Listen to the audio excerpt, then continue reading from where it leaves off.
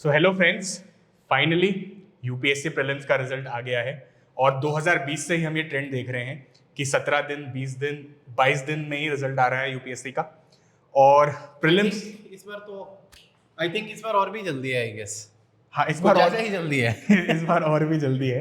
और प्रीलिम्स का रिजल्ट बहुत टाइप के इमोशंस छोड़ जाता है, क्योंकि ऑफ कोर्स यहाँ देने वाले जो लोग होते हैं उनका नंबर बहुत ज़्यादा होता है। तो जो एप्लीकेंट 7 से 8 लाख शायद एग्ज़ाम देने जाते हैं और उसमें से कहीं 13-14 हज़ार, इस बार 14 हज़ार समथिंग सिलेक्शंस होते हैं और ये मेंस लिखते हैं। तो इस पे डिस्कस करेंगे कि प्रीलिम्स का रिजल्ट कितना इंपॉर्टेंट है, जिनका हुआ उन्हें क्या करना है, मोस्ट इंपॉर्टेंटली जिनका नहीं हुआ उन्हें क्या करना है। हमारे साथ all India rank 48 IAS Aditya Pandey ji हैं, ये भी आपके साथ डिस्कस करेंगे। और आदित्य, आपकी स्टोरी भी रही है। आप इनिशियली प्रीलिम्स के बिल्कुल दो या तीन इनिशियल अटेम्प्ट्स थे आपके। दो फेलियर्स, 2020 और 21 2020 और 21 में 21 आई फेल्ड। आदित्य प्रीलिम्स नहीं कर पाए थे। तो आदित्य, अब क्या करना चाहिए? पहले जो नहीं कर पाए, आप यहाँ पे बन गए हैं आज IAS, तो जो नहीं बन पाए आज, वो उनको क्या सोच रखनी चाहिए?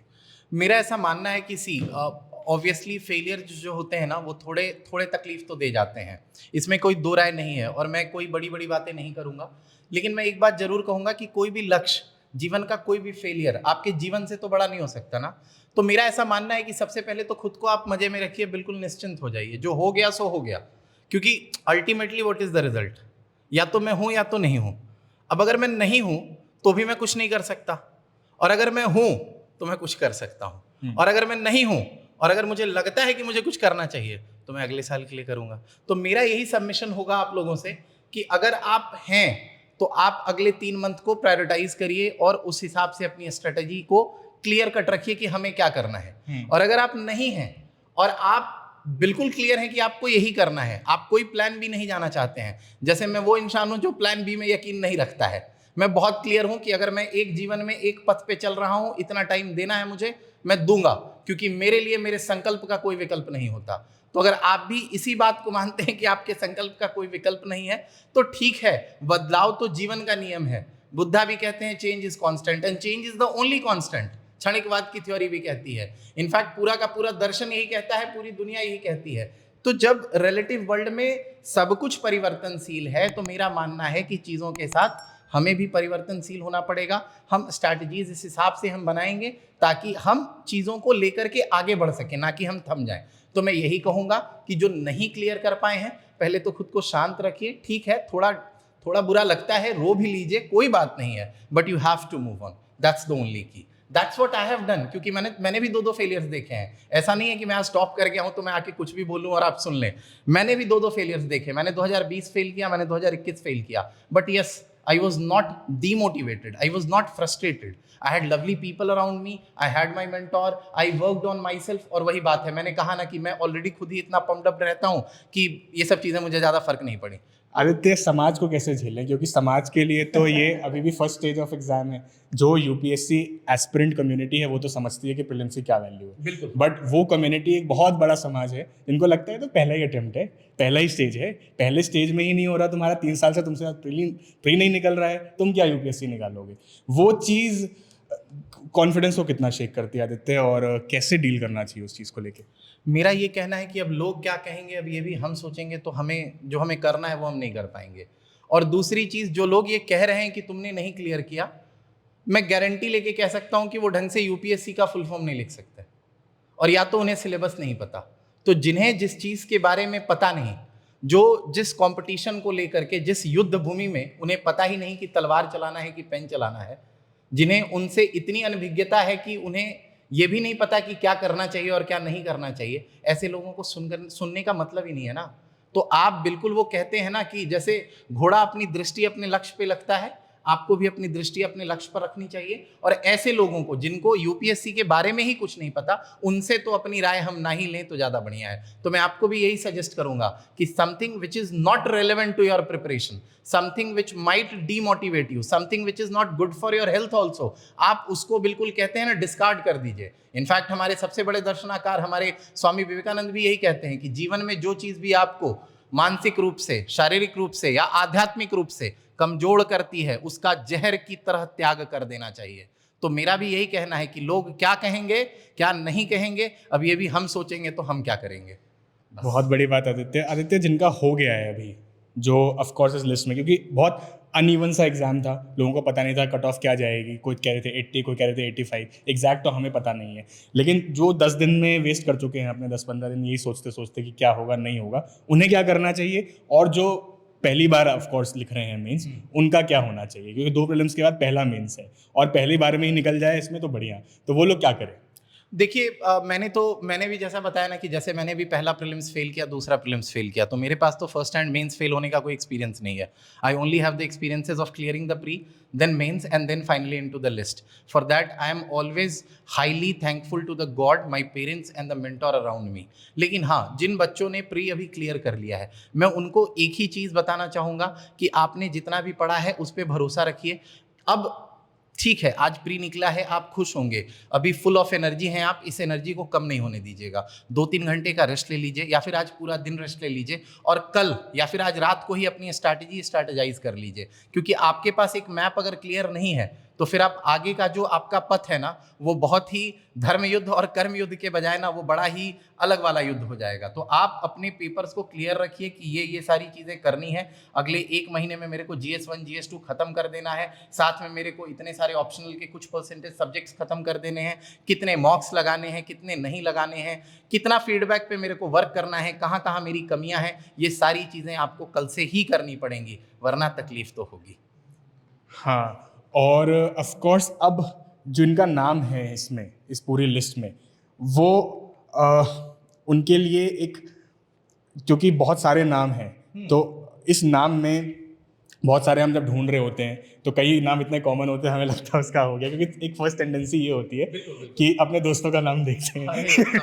सबसे ज़्यादा तो यही होती है। इनफैक्ट मैं क्लियर कर गया, इस बार मेरे भी बहुत सारे दोस्त दे रहे थे, और खैर मुझे तो पता था कि एक मेरी दोस्त है उसका नहीं होगा, पर फिर भी मैं इस विश्वास के साथ देख रहा था कि शायद वो होगी। हाँ। और उस विश्वास ने उसको मोटिवेट किया कि मैं आपको पहले बता चुकी थी कि आदित्य मेरा नहीं हो रहा है, फिर भी आप उस विश्वास के साथ मुझे देख रहे हैं, ये मोटिवेटिंग है।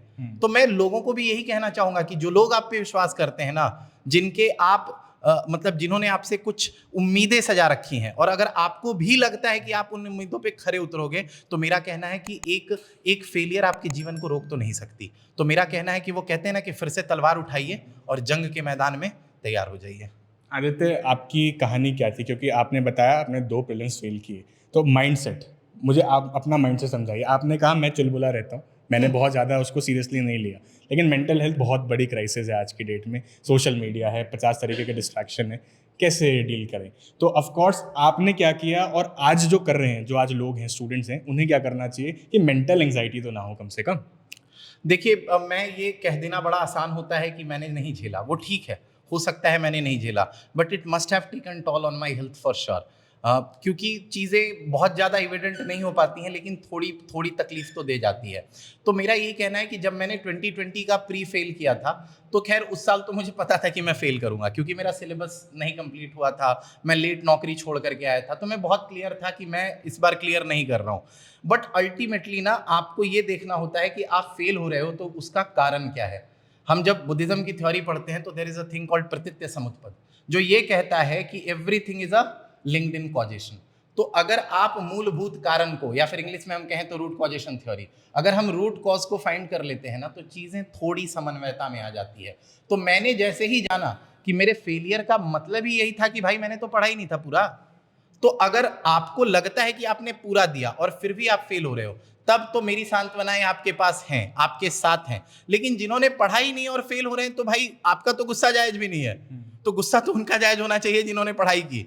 तो मैं यही कहूंगा कि जिन्होंने पढ़ाई की और फिर भी फेल हो रहे हैं, और आपको लगता है कि कमियां बहुत छोटी सी रही, गलतियां बहुत छोटी छोटी रही हैं, तो आप उन गलतियों को ढूंढिए, और जैसे वीड को निकाल के फेंका जाता है ना प्लांट्स के बीच से, ताकि आपका फूल जो है बढ़ सके। क्योंकि बहुत बार ऐसा होता है कि हम बहुत मेहनत करते हैं, हम बहुत कुछ उसको इनपुट दे रहे होते हैं, लेकिन कुछ छोटी छोटी गलतियां जो रहती हैं ना, जैसे 1 नंबर की गलती, 2 नंबर की गलती, तो जो लोगों को भी लगता है कि उनका शायद कट ऑफ से 2 या 3 नंबर से वो पीछे रह गए हैं, तो उन्हें अपने पूरे जी जान से फिर से लगना चाहिए। हाँ, मैं मानता हूं कि नेचर चेंज हो रहा है एग्जाम का, but that is into the hands of the UPSC, वो हमारे हाथ में नहीं है। अब अगर हम ये कहें कि मेडिवल क्यों पूछ लिया, अरे भाई उनका मन वो पूछेंगे। अरे उन्होंने ये तो नहीं कहा ना कि हम नहीं पूछेंगे, वो 4 साल से नहीं पूछ रहे थे, इस बार मन था पूछ लिया, उनका मन।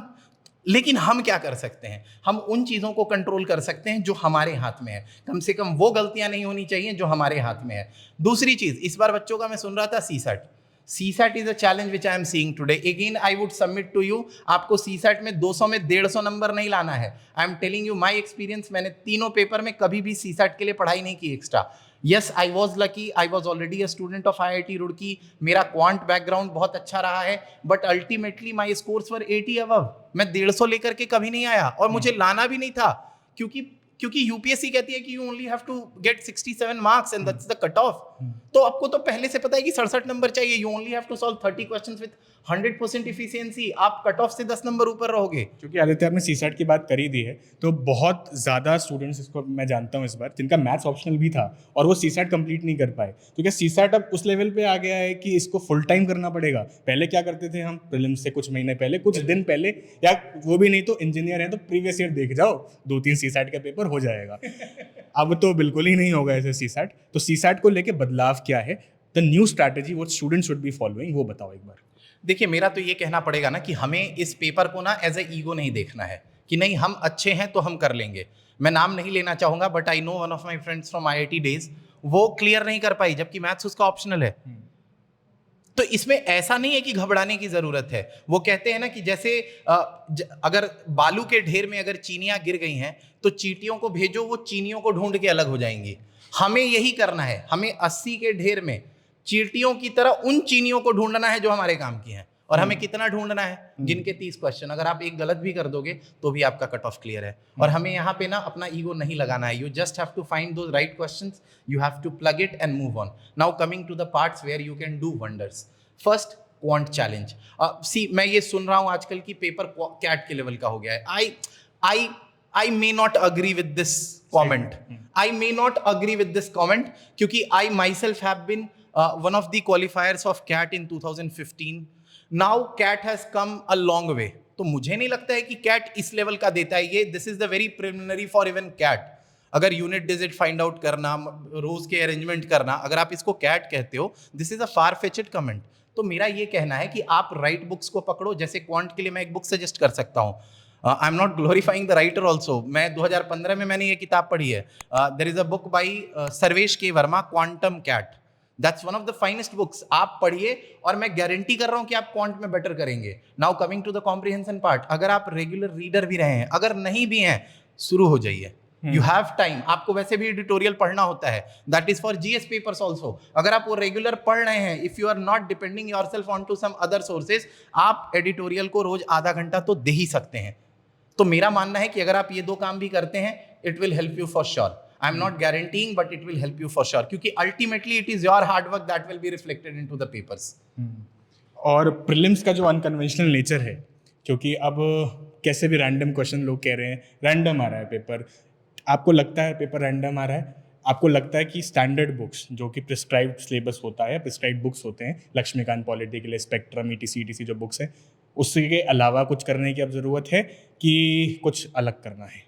सी, there is always a paradigm shift तो हर बार होता है। जैसा मैंने कहा, चेंज, हाँ हो सकता है आज से 10 साल पहले पॉलिटी के लिए कोई दूसरी बुक्स थी। जैसे मेरे भैया ने भी कभी किसी समय में पढ़ाई की थी, तो वो जब मैंने उनको बोला कि मैं लक्ष्मीकांत पढ़ता हूँ फॉर पॉलिटी, उसे पता ही नहीं था। तो ऑब्वियस सी चीज है कि nature of examination is also changing and the reference books which are going to be there that will also change. But at present I think basic standard books are the go to key. So आप वही करिए, stick to your basics, क्योंकि fundamental rights तो नहीं change हो सकते ना। उनको चेंज करने के लिए पूरा का पूरा हमें आर्टिकल 368 के अंदर जाके पूरा का पूरा स्पेशल मेजॉरिटी चाहिए, and then only you will be able to change. And given the situation in our politics today, I don't think कि वो इतना आसान होगा। तो मेरा ये मानना है कि आप बेसिक स्टैंडर्ड बुक्स पे रहिए। इकोनॉमी के कॉन्सेप्ट चेंज नहीं होते, इन्फ्लेशन ही रहेगा, इन्फ्लेशन चेंज नहीं हो जाएगा। अगर 1765 में बैटल ऑफ बक्सर हुआ है तो अब कोई नया प्लेयर नहीं इंटर कर जाएगा वहां पे। So I would say prefer and restrict yourself to the basic standard books. Ultimately it is not in your hand कि question कहाँ से आएगा, but yes you can control the variables which are in your control. Again I would submit that. हमारे UAP का भी, जिसमें Aditya student थे ultimate assessment program के, बहुत फिनोमिनल रिजल्ट रहा है। 20 से 22% हमारा सिलेक्शन रहा है इस बार इस लिस्ट में। कुछ नाम बताएंगे क्या है क्या? कुछ नाम अभी वही हमारी टीम देख रही है, बहुत बड़ा नाम है। अभी तो हमने रेशियो निकाला है, ठीक है, वो इतने सारे नाम हैं तो वो निकालना अभी मैं first of all I would congratulate all to those. I think मैंने पूरा नहीं देखा बट आई थिंक कम से कम 14,500 लोग तो होंगे दोज हु हैव क्लियर्ड, क्योंकि पिछली बार 1100 सीटें, तो 13,000 के करीब क्वालिफाई किए थे for mains. So I think इस बार 14,500 होंगे। So I would congratulate them, hats off to your hard work, you have done wonders. और जिन्होंने फेल किया है ना, you should work hard on it. मेरा बस यही सबमिशन रहेगा, फ्रस्ट्रेशन में नहीं जाना है।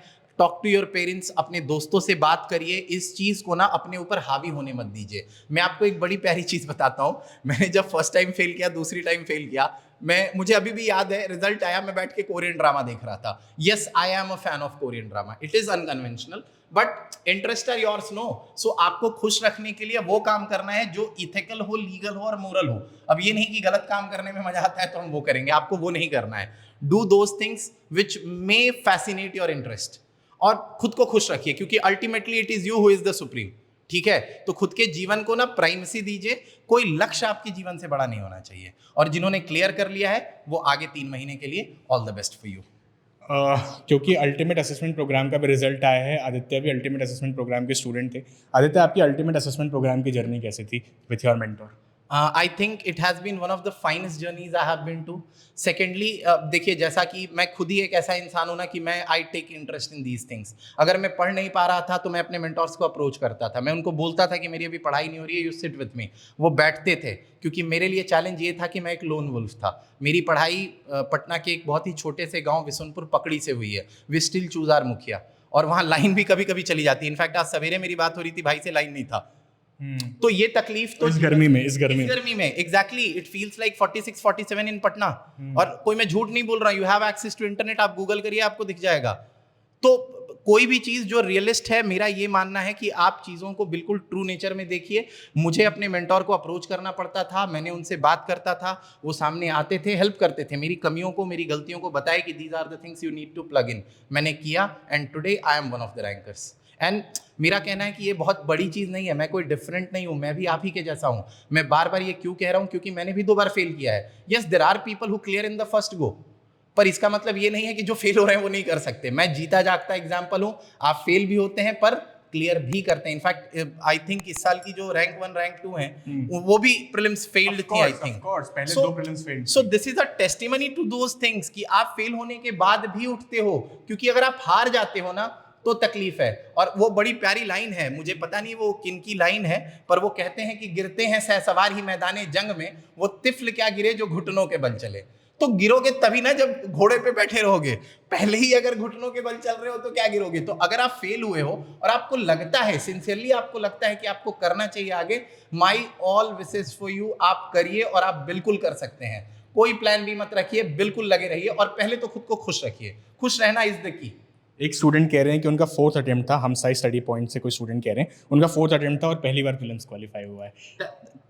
That's a great thing, capitalize on it, बिल्कुल छोड़ना नहीं है। आप प्लीज नाम बताएंगे क्या उनका? उन्होंने लिखा है हम साइज स्टडी पॉइंट। अब वो अच्छा, मैं आपका नाम नहीं जान पा रहा हूं, पर जो भी ये स्टडी पॉइंट वाले ने कमेंट किया है, I would say to you कि आप इस चीज को कैपिटलाइज करिएगा। मैंने भी जैसे प्रीलिम्स किया, उसके बाद मेंस क्वालिफाई किया, I worked on my interviews और today I am one of the rankers. मैं रैंक 48 पे हूं, luckily I would get IAS also, this can be your journey too. और मैं ये इसलिए कह रहा हूं क्योंकि you are no different and I am no different. इंसान है, इंसान की तरह मेहनत करेंगे, अच्छा करेंगे और आगे जाएंगे।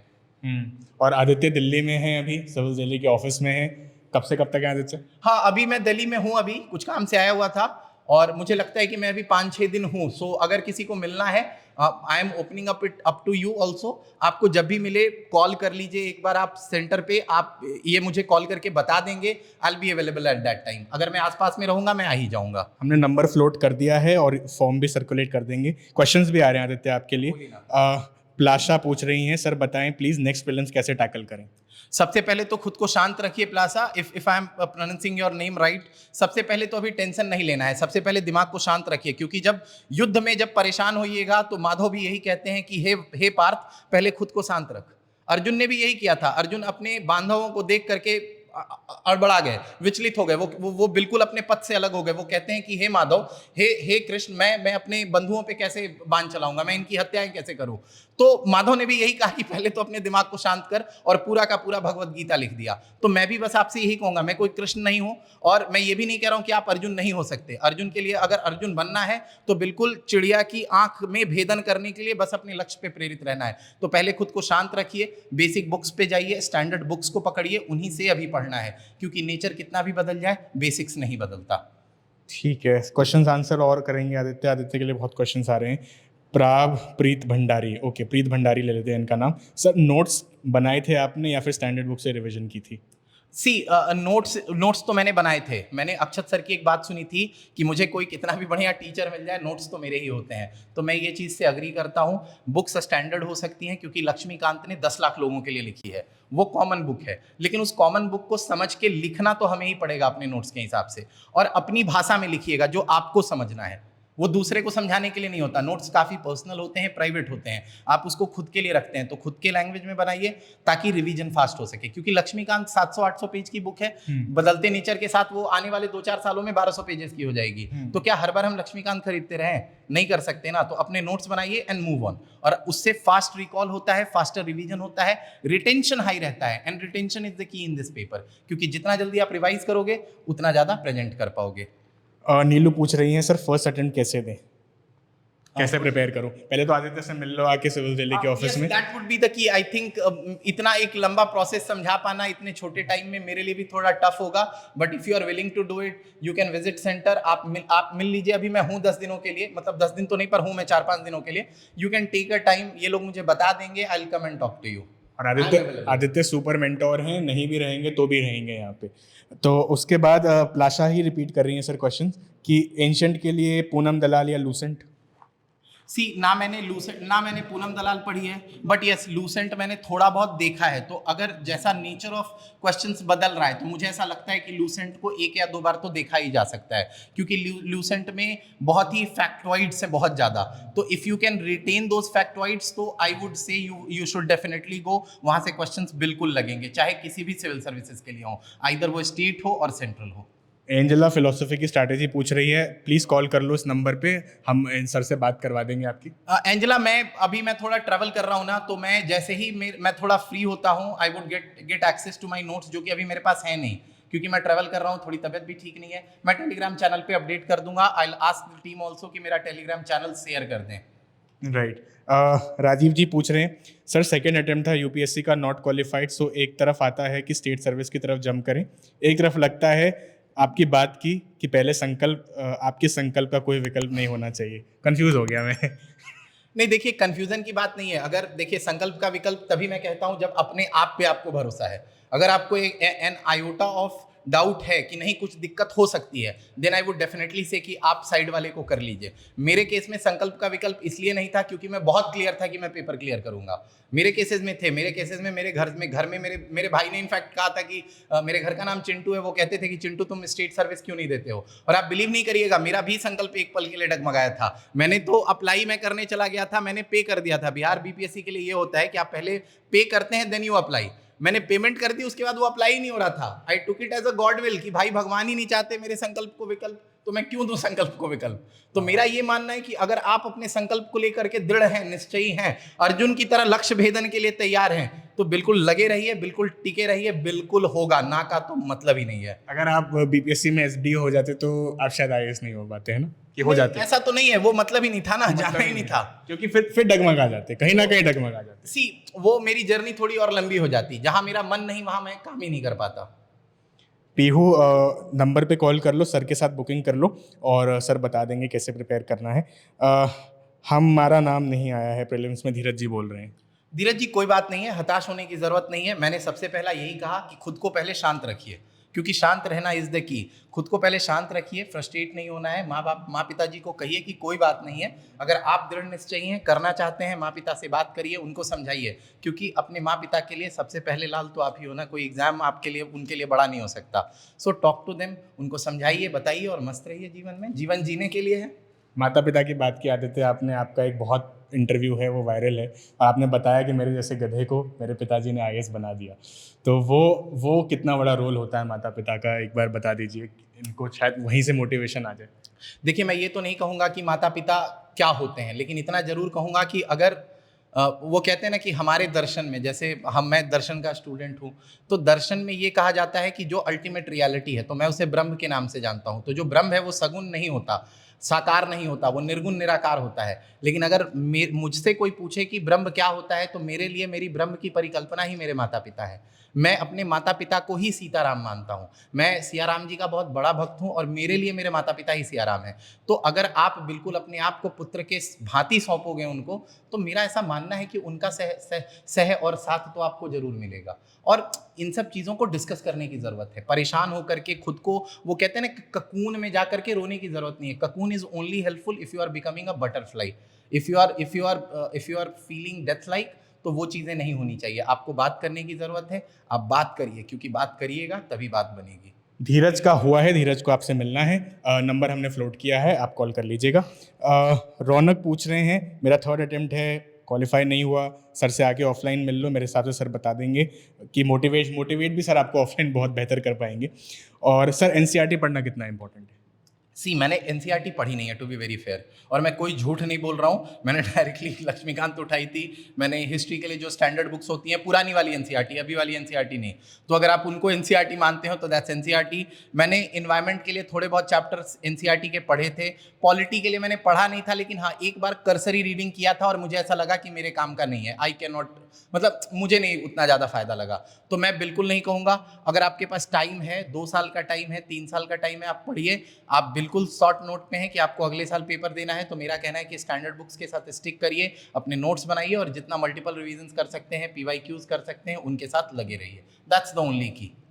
सर प्लाशा पूछ रही हैं कि बताया जा रहा है कि 39 क्वेश्चन गवर्नमेंट की वेबसाइट से आए थे, तो आप डेली इतनी वेबसाइट कैसे करेंगे करंट के लिए, क्योंकि मंथली मैगजीन से तो कुछ आ नहीं रहा है। अब मैं इस चीज़ के लिए अग्री करता हूं कि ये थोड़ा सा ना बदलता स्वभाव है। तो हो सकता है कि इवन यूपीएससी वाले भी कह रहे हैं कि आप मतलब कि रिलायंस इतना ज़्यादा मत करिए। उनका ये कहना है कि न्यूज़पेपर पढ़िए और हमें भी थोड़ा ध्यान दे दीजिए। तो कोचिंग वाले तो ऑब्वियसली हेल्प करेंगे, उनकी प्राइमरी जो मैगजीन्स है वो हमेशा हेल्प करेंगी। विजन अपना रोल नहीं खो सकता, सिविल्स डेली अपना रोल नहीं खो सकता, फोरम अपना रोल नहीं खो सकता, या फिर वॉट एवर इंस्टीट्यूट्स जिनका नाम मैं नहीं ले पाया हूँ ना, वो भी अपना सिग्निफिकेंस नहीं खोएंगे, क्योंकि उनके नोट्स तो होते ही हैं काम के। ठीक है, वो प्री में नहीं आ रहे, बट प्री भी 200 नंबर का तो नहीं होता ना यार कट ऑफ। उनका भी एक कट ऑफ लिमिटेड होता है। इनफैक्ट पिछले साल तो 88 था, उससे पहले 87 था। You hardly have to solve less than 50 questions correctly. ठीक है, चैलेंज है, पर कर लेंगे, करना तो है ही। इस साल भी 15,000 बच्चे क्लियर कर रहे हैं, तो कर तो लेंगे ही। तो मेरा कहना है कि आप न्यूज़पेपर रेगुलर पढ़िए और कंसिस्टेंट रहिए। और ठीक है, जैसे आपने बोला कि गवर्नमेंट वेबसाइट से आ गए, तो ठीक है ना, कोचिंग वाले गवर्नमेंट वेबसाइट्स का बना के दे देंगे आपको, रिलैक्स रहिए। पीयू पूछ रही है, सर आपने कोचिंग भी की थी या सिर्फ मेंटोरशिप किया था? मैंने जनरल स्टडीज़ के लिए कहीं कोई कोचिंग नहीं की है। मैंने ऑप्शनल के लिए मित्रपाल सर के एक हैं, और फिलॉसफी के लिए मैंने उनको ज्वाइन किया था।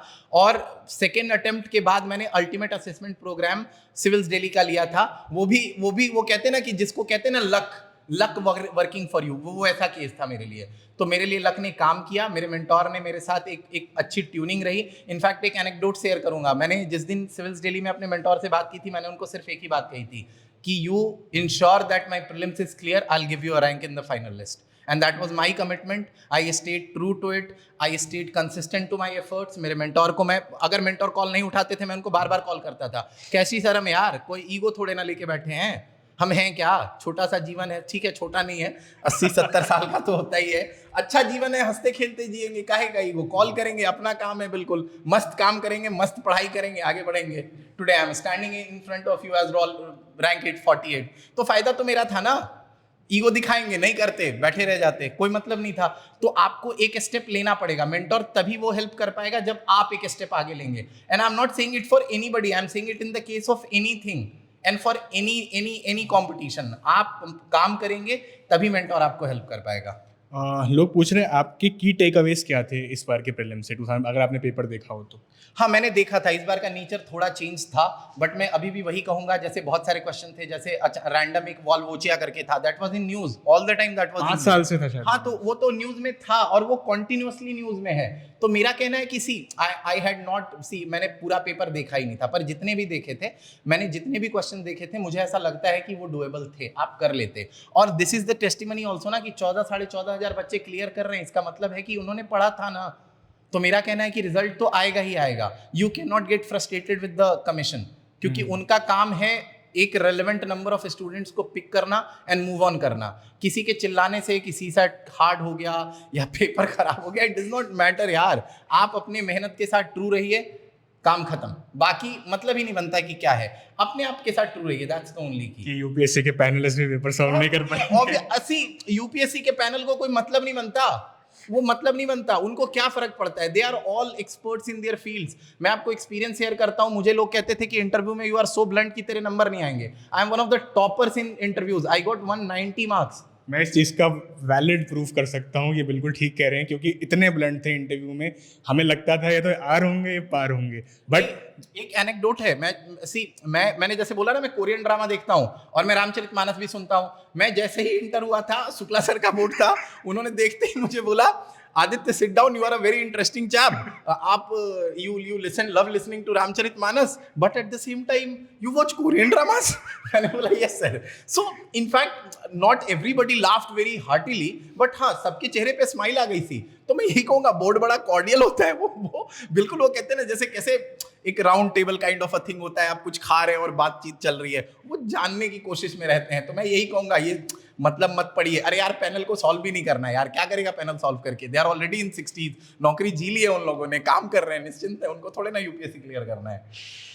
ठीक है। सर एक क्वेश्चन उसी का, आपके प्रीत भंडारी का ही है, जिन्होंने पहले पूछा था। जैसे हमने पहले पॉलिटी 1 महीने में ख़त्म कर ली, तो अब जब तक मैं अगले 1 महीने में इको पढ़ता हूँ, तब तक पॉलिटी भूल जाता हूँ, तो कैसे रिविजन करूँ? देखिए, आप ना, let's say you are studying over a period of 6 to 8 hours in a day, ठीक है, 6 से 8 घंटे की पढ़ाई डुएबल है, बहुत ही रियलिस्टिक गोल है, जिसको एमबीए वाले स्टूडेंट स्मार्ट गोल के नाम से जानते हैं, ठीक है। अब yes, I M an MBA student, तो ये स्मार्ट गोल्स का कॉन्सेप्ट है ना, वो बहुत ही रियलिस्टिक होना चाहिए। That is the only key takeaway from the smart goal. आप रियलिस्टिक रहिए, आप आधा घंटा रोज रिवीजन के लिए रख लीजिए, क्योंकि अगर आप रिवाइज नहीं करेंगे ना, you are making a folly my friend. आप अपने साथ बुरा कर रहे हैं, आप किसी और का बुरा नहीं कर रहे हैं, अपने साथ बुरा कर रहे हैं। और जब आप गलती, जैसे मैंने कहा ना कि गलतियों को ढूंढिए और दूर करिए। आप पढ़ भी रहे हैं, जैसा आपने कहा, आप पढ़ भी रहे हैं और भूल जा रहे हैं, तो ये वो गलती है जो मेरे मेंटोर ने पकड़ी और कही कि दूर करो। और यही चीज आपको भी करनी है, यही चीज आपको करनी पड़ेगी। और अगर आप खुद नहीं कर पा रहे हैं, so you will have to find that mentor in your life. I am there, मेरा चैनल वगैरह है, मैं obviously I will take up your questions later also, और हो जाएंगी यार, कोई बहुत बड़ी चीज नहीं है, बहुत हो जाता है बस। सीसैट को लेके कोई नई स्ट्रैटेजी है? बिकॉज पैटर्न चेंज हो गया, ऐसा फ्लैशा ही पूछ रही हैं शायद। सी, जब जहाँ तक मैं अपने आप को अभी भी यही कहूँगा, मैंने इस बार का सीसैट पेपर देखा था, क्योंकि जीएस से ज़्यादा हो हल्ला मुझे लगता है सीसैट के लिए था।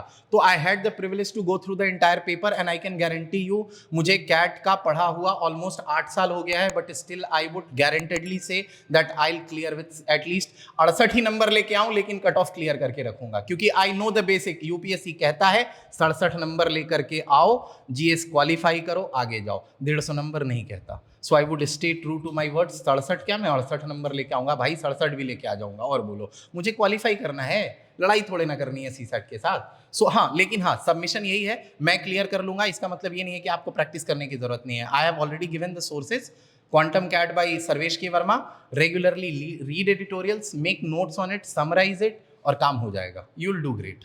नीलू, हम सर से ऑनलाइन मिल सकते हैं? आप इन नंबर पे कॉल कर लीजिए, आपको ऑनलाइन बात करा दी जाएगी। ऐसे की कोई स्ट्रैटेजी बता दो सर, आज सब आपकी सारी स्ट्रैटेजी पूछ लेंगे लोग यूट्यूब लाइव। ऐसे सी, इफ यू, मैं पहले तो अपना स्कोर बता देता हूं, क्योंकि अगर मैं अब ज्ञान देने लगूं तो लोग कहेंगे कि तू 108 नंबर लेके आया, तू क्या ज्ञान देगा। तो मेरा 108 स्कोर रहा है, but at the same time मैंने 2-3 कोचिंग इंस्टीट्यूट्स, 2-3 नहीं, 2-3 पेपर्स लिखे थे ऐसे के जिसमें मुझे बेस्ट कॉपी मिली थी। तो इसका मतलब ये नहीं है कि मैं आई एम नॉट गुड एट ऐसे जो होता है ना, वो डिपेंड करता है कि आप क्या लिख रहे हो। जैसे मैं फिलॉसफी का स्टूडेंट था, क्वेश्चन फिलोसफिकल था, मैंने हाईली फिलोसफिकल लिख दिया, तो मेरा ऐसा मानना है, आई मे बी रॉन्ग, पर मेरा ऐसा मानना है कि हो सकता है कि दैट मे हैव एंटागनाइज्ड और that may have gone against me. पर हाँ, जो आप जीएस में पढ़ते हो, जो आपका पेपर होता है ना, आप उसी से ही अपना जीएस ऐसे पेपर क्रिएट करते हो। ऐसे के लिए reading is the most important thing, not writing. आप जितना ज़्यादा रीड करोगे उतने डाइवर्स डायमेंशंस को कवर कर पाओगे, and more dimensions you cover the more well versed and quaint and brief terse you become. You don't have to become Shashi Tharoor, but yes you have to become the best.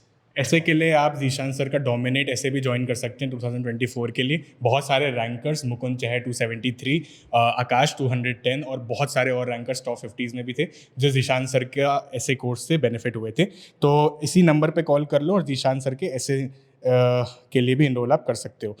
Sir, आपने online notes बनाए थे, offline notes बनाए थे? See, I am थोड़ा more well versed with the iPad वाला part, but I had my mixed notes. मेरे कुछ notes physical copy में थे और कुछ नोट्स एक्सक्लूसिव टू iPad थे, पर अल्टीमेटली मैंने दोनों को मिक्स करके डिजिटल कर लिया था। So I am well versed with both, it works in your case. आपको जैसे सुविधा लगती है, अपनी इच्छा अनुसार आप नोट्स बनाएं and make it comfortable in your own language so that it is helpful to you. Environment, security, governance, sources and strategy. Environment के लिए Shankar IAS is more than enough. Peripheral topics के लिए आप किसी भी कंपेंडियम को उठा सकते हैं। जैसे मेरे केस में मैंने सोने के कंपेंडियम को उठाया था, लेकिन माइंड इट, मैं अभी बता दे रहा हूँ, मैंने सिर्फ GS2 के लिए उठाया था। उनकी सारी books, I should not be saying this on other platform, so I would restrict myself to this only. ध्यान रखिएगा, ओनली GS2 मैंने यूज किया है, अभी बहुत क्लियरली बता रहा हूँ, only GS2, I did not use their all books. तो ऑफ कोर्स एक तो ये जर्नी है स्ट्रैटेजी को लेके, एक है आंसर राइटिंग, क्योंकि अभी ऑफ कोर्स बहुत लोगों ने आंसर लिखा ही नहीं होगा। जिसका चौथी बार में प्रीलिम्स हो रहा है, उसका पूरा फोकस पहले प्रीलिम्स निकालने पे ही होगा। आई एम श्योर वो अभी आंसर राइटिंग या मेंस को लेके कम सोचा होगा। तो अभी से क्या आंसर राइटिंग पॉसिबल है और उसके कितने चांस हैं? सी, रिलेटिव वर्ल्ड में पॉसिबिलिटी हर चीज़ की होती है जो कि मटेरियल है, ठीक है। रही बात आंसर राइटिंग की, I am telling you from my own experience, मैं सप्ताह के अंत में 2-4 क्वेश्चंस लिख लिया करता था, उससे ज़्यादा नहीं लिखता था मैं। आंसर राइटिंग का सिंपल फॉर्मेट ये होना चाहिए कि you have to be very clear cut कि आप क्या लिख रहे हो। So there are 3 things which you have to cover.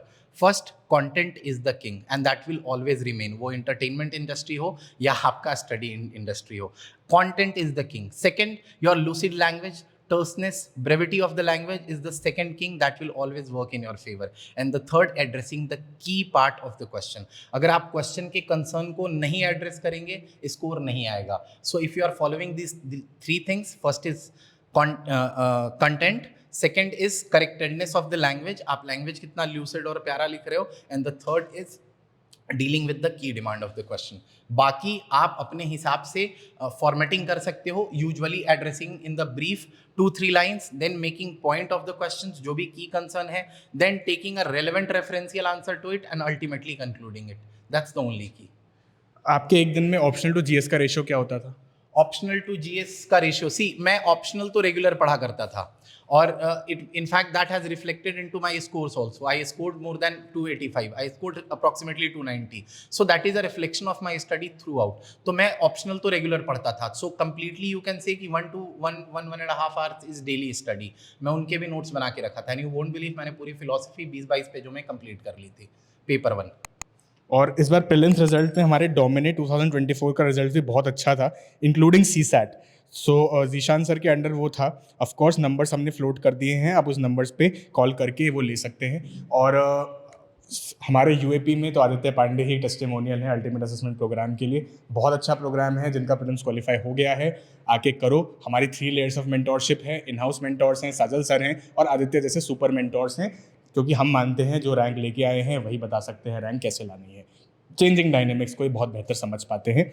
और आदित्य, और कुछ आप ऐड करना चाहेंगे कि अभी जिनका हो गया है, अब उनका एक फाइनल लक्ष्य क्या होना चाहिए और उनको अब बिहेवियरल टर्म्स में क्या रखना चाहिए? सी, सबसे पहले तो खुद को आप टर्स रखिए। सबसे पहले तो आप ये सीख लीजिए कि आपका सोशल अफेयर्स बहुत ही क्लियर रहना चाहिए, क्योंकि बात अब सिर्फ 3 महीने की रह गई है, आई गेस शायद 3 महीने से ज़्यादा नहीं होगा। 3 महीने से 15 सितंबर से बस, तो 3 महीने भी नहीं है। तो मेरा ये मान, नहीं अभी जून है ना, हाँ, जून एग्जैक्ट 3 महीने ही है। एग्जैक्टली 3 महीने से थोड़ा सा ज़्यादा, 90 to 95 डेज। तो मेरा यही कहना होगा कि आप एक बहुत ही क्लियर कट चार्ट आउट करिए कि आपको क्या करना है। आपने अभी तक पिछले शायद 10-15 दिन हो गए होंगे रिजल्ट आने में, तो आई गेस जिन्हें थोड़ा सा भी था एन आयोटा ऑफ हिंट कि मैं पेपर क्लियर कर रहा हूं, और जिन्होंने 15 दिनों में अपना ऑप्शनल पेपर का पेपर 1 भी खत्म कर लिया होगा ना, they are at advantage. So मेरा यही कहना है कि those who are fastest in this race now they will clear for sure. But वही बात है, सिर्फ फास्ट नहीं रहना है, content is the king, language should always be crisp and terse, and thirdly addressing the key question. कुछ आपके लिए रैपिड फायर, आपका डेली मोटिवेशन क्या था? सीताराम जी का भजन, हमारे साथ श्री रघुनाथ तो किस बात की चिंता, शरण में रख दिया जब मात तो किस बात की चिंता, और मेरे माता पिता. करंट अफेयर्स के लिए मंथली मैगजीन या न्यूज़पेपर्स? मैंने जो पढ़ा था वो था शून्य आईएएस, पर मुझे ऐसा लगता है कि अब बाकी सारे इंस्टीट्यूट्स उनको अगर फॉलो भी कर रहे हैं, तो मैं तो पहले बेसिक्स मैंने ख़त्म किया है. और मैं ये चीज़ हमेशा कहता हूँ कि अगर आपने बेसिक्स नहीं कवर किया है तो शून्य मैगजीन्स काम नहीं आएंगे, और मैं हमेशा कहूँगा, क्योंकि वो अगर बेसिक्स क्लियर नहीं है वो बहुत ही टर्स रहते हैं, आपको कीवर्ड समझ में नहीं आएंगे, आप क्या करोगे, आपका जितना टाइम लगना चाहिए उससे ज़्यादा टाइम लगेगा. So the purpose of notes from coaching institute should be to reduce your time for revision, not to increase it. So that would be the key. आप उसको ध्यान रखिएगा. डेली शेड्यूल क्या था? 6 to 8 hours, और exams पास आने के वक्त में ये आई थिंक 9.5 hours जाता था. डेली का कोई फिक्स नहीं रहता था, मैं अपने टारगेट्स पूरा करता था, कभी दिन में पढ़ाई करता था, कभी रात में पढ़ाई करता था. मेरी सर्केडियन रिदम हर 15-20 दिन पे चेंज होती रहती थी. नेक्स्ट ईयर के लिए आंसर राइटिंग अभी से शुरू कर दें क्या? नहीं, अभी से कोई मतलब नहीं बनता है. मेरा यही कहना है ना, if you are listening to my whatever I am saying, content is the king. पहले अपने कंटेंट पे वर्क करिए. First you need to learn a lot. अगर आप पढ़ेंगे नहीं ज़्यादा, आप लिख नहीं पाएंगे, क्योंकि आप जितना पढ़ते हैं, मुझे लगता है कि अगर आपको टर्सनेस देनी है, बहुत क्लैरिटी से लिखना है, आप जितना भी पढ़ते हैं उसका सिर्फ 50% ही रेप्लिकेट कर पाएंगे if you are one of the best candidates. तो पहले जितना हो सकता है रीडिंग पे फोकस करिए, कंटेंट पे फोकस करिए. Writing is not should be the prime goal right now. Success को कैसे पचा रहे हैं? सक्सेस को मैं क्या ही कहूँ, सक्सेस को पचाना क्या होता है यार, इतना मोटा शरीर देख नहीं रहे हो, पचा ही ले लूंगा किसी तरह. बट हाँ, it's not about the success, it is to justify those 3 years of the hard work that I have done. It is the वो कहते हैं ना, the belief of my parents that they had on me, मेरे mentors का support, मेरे दोस्तों का वो विश्वास, और सबसे बड़ा मेरा खुद का विश्वास कि नहीं, मैं अपने संकल्प को पूरा करूंगा, इसे कोई विकल्प नहीं दूंगा. और मेरे सीताराम जी ने इसमें मेरी बहुत मदद की है. तो अंततः वो प्रभु ने जैसे मेरे को रिजल्ट दिलाया, तो जिन्होंने भी कहा कैसे पचा रहे हो, मुझे लगता है कि वो प्रभु ही मुझे क्षमता दे देंगे पचाने की. Thank you. इसी बात पे इस YouTube लाइव को एंड करते हैं. फिर से मैं बता देता हूँ, UAP ऑफकोर्स जिनका हो गया है 22% लोग, वो UAP आ सकते हैं. आदित्य टेस्टिमोनियल हैं उसके, अल्टीमेट असेसमेंट प्रोग्राम है, हमने नंबर्स फ्लोट कर दिए हैं. जीशान सर के कोर्सेज हैं डोमिनेट प्रीलिम्स में, वो ज्वाइन कर सकते हैं. ऐसे के लिए, सीसैट के लिए, सब बहुत हेल्पफुल है. और thank you so much Aditya, अपना एक्सपीरियंस शेयर करने के लिए. Thank you so much Saket, it's been privilege. आपसे तो अच्छी खासी मेरी बात रही है. मैं मतलब थोड़ा पर्सनल शेयर करूंगा. ये मिथिला से हैं, मतलब हमारे बिहार से ही बिलोंग करते हैं, तो हमारी ट्यूनिंग बहुत अच्छी रहती है. और मुझे कोई मेरे यहाँ का मिल जाता है ना, जिसके साथ मैं अपनी भाषा में बात कर सकूँ, जहाँ वो कहते हैं ना, मेरे को वो इंग्लिश वाला बैरियर नहीं जाना पड़ता है, तो मेरे को मज़ा आता है. तो इनके साथ थोड़ा मेरा पर्सनल कनेक्ट भी रहता है, मैं इनको तंग भी करता रहता हूँ. नहीं, मेरा आदित्य के साथ काफ़ी अच्छा रहा है रिलेशनशिप. इंटरव्यू प्रोग्राम से ही मैं आदित्य के साथ था एसोसिएटेड, उससे पहले तो ऑफकोर्स इनके मेंटोर थे. लेकिन बड़ा मज़ा आया देख के कि इनका जज्बा और जिस बैकग्राउंड से आ रहे हैं, और कैसे इन्होंने UPSC को क्रैक किया है, और इन्होंने किया है भक्ति मार्ग से. मैं बार बार कहता हूँ कि इनका फेथ इतना स्ट्रांग था शुरू से. ये कहते थे लिस्ट में तो मैं आना ही आना है, बात टॉप 10 की है सर. ये शुरू से ही मैनिफेस्ट करते थे. मैं हमेशा सबको कहता हूँ, manifest word is very important. If you mentally envision something ना, if you mentally envision something that becomes a reality, उसका फिजिकल मैनिफेस्टेशन होता ही होता है. अब ये मत सोच लेना कि पानी पी रहे हो बोतल गायब कर दो. ये नहीं मैनिफेस्ट होगा, ठीक है.